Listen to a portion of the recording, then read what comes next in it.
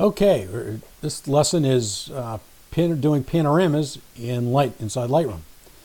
So what I'm going to do here first is I'm going to go in here and I'm going to select all of the images. Oops, come on. Select all the images that I want to merge into a panorama. And then I'm going to go up here to Photo, and I'm going to do Photo Merge, Panorama. And it will give me my, I'm going to do spherical instead of cylindrical or perspective. And it's going to create my panorama for me. Now, with a little bit of luck, there's some really cool things that you can do here that you can't do inside Photoshop because it's just not in there. But I'm going to show you what I can do with Lightroom at the end here after this thing creates itself. It's pretty cool. This boundary wrap option right here is really kind of neat. It gives you some unique opportunities to put stuff in there that you would normally have to crop out. Let's see. All right, so now if I didn't do auto crop, I could start doing this and fill up everything. If that isn't cool, I don't know what is.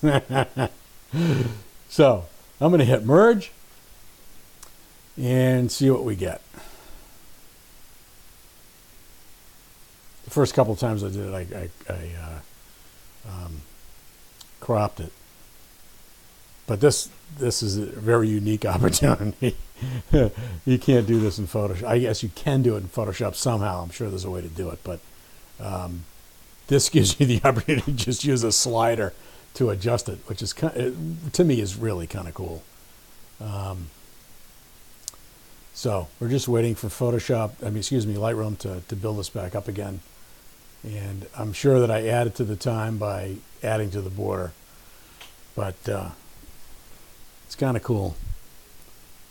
Come on, hurry up.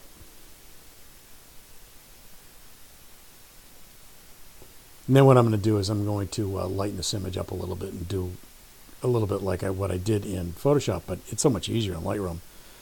And you know, I started doing everything in Photoshop when I began doing digital imaging, and I basically know how to do a lot of things to photographs. Not a lot of things not to do to photographs. But I still don't know a lot about masking and all that. And because Lightroom, since they introduced Lightroom does all this stuff so much easier. And for people that aren't used to doing masking and all that, it's so much easier to do it. Anyway, we're still waiting for this image to appear here. It's taking its time.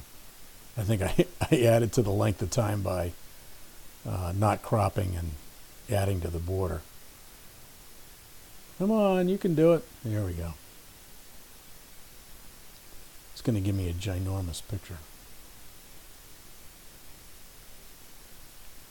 Where are you? There you are, right there. Look at that.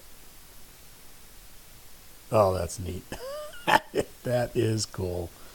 All right, so we're going to go into the Develop module, or D on the keyboard, and I'm going to lighten this up a bit.